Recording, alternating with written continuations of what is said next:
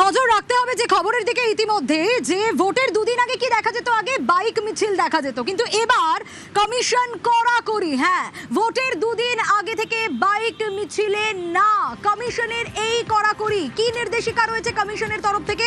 সোমরাজ রয়েছে আমার সঙ্গে, আরো ডিটেইল জানাতে পারবে এই বিষয়ে। সোমরাজ,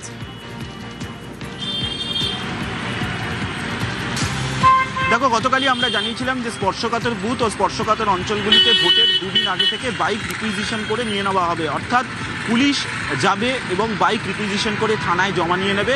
ভোট শেষ হলে তারপরে বাইক পেয়ে যাবেন। যাদের বাইক রয়েছেন তারা প্রয়োজনীয় নথি দেবেন এবং তারপর বাইক পেয়ে যাবেন। কিন্তু এবারে রাজ্যের মুখ্য নির্বাচনী আধিকারিকের দপ্তরের তরফে বাইক ব্যবহার নিয়ে আরও কড়াকড়ি নিষেধাজ্ঞা জারি করা হলো। নিষেধাজ্ঞা জারি করে জানিয়ে দেওয়া হয়েছে ভোটের দুদিন আগে থেকে কোনো রকম বাইক র্যালি বা বাইক মিছিল করা যাবে না, পাশাপাশি বাইক নিয়ে একসঙ্গে জমায়েত হওয়া যাবে না। এছাড়াও নির্বাচন কমিশন যে নির্দেশিকা জারি করছে সেখানে বলছেন যে ভোটের দুদিন আগে থেকে সন্ধ্যে 6টা থেকে পরের দিন সকাল 6টা পর্যন্ত কোনো বাইক চালানো যাবে না। এটা কিন্তু একমাত্র যে এলাকায় ভোট রয়েছে, অর্থাৎ প্রথম দফার ভোট তুমি জানো আগামী 23 তারিখ রয়েছে, এবং সেই এলাকাগুলির ক্ষেত্রে এই নির্দেশিকা কার্যকর করা হবে।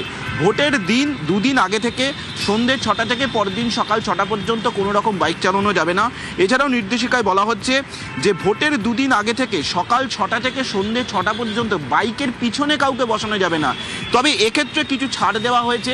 যদি কাউকে ডাক্তার দেখানোর হয় বা স্কুল থেকে বাচ্চা নিয়ে আসতে হয় বা নিয়ে যেতে হয় বা খুব জরুরি প্রয়োজন হয়, এক্ষেত্রে বাইকের পিছনে কাউকে বসাতে পারেন। এছাড়া কিন্তু বাইকের পিছনে বসানো যাবে না। আর এটাও বলা হচ্ছে যে এই যে দুদিন আগে থেকে সন্ধ্যে 6টা থেকে পরের দিন সকাল 6টা পর্যন্ত বাইক চালানো যাবে না। যদি কোনো রকম এমার্জেন্সি পড়ে তাহলে তিনি বাইক ব্যবহার করতে পারেন, কিন্তু এই কারণ ছাড়া যদি অন্য কোনো কারণে বাইক ব্যবহার করতে হয় তাহলে সেটা স্থানীয় থানার অনুমতি নিতে হবে। বিভিন্ন জেলার জেলাশাসক এবং বিভিন্ন পুলিশ জেলা কমিশনারকে এই নির্দেশিকা পাঠানো হয়েছে। ভোটের সময় এই নির্দেশিকা কার্যকর করা হবে। অর্থাৎ প্রথম দফার ভোট 23 তারিখ, আজকে 21 তারিখ, আজ থেকেই এই নির্দেশিকা কার্যকর করে দেওয়া হচ্ছে।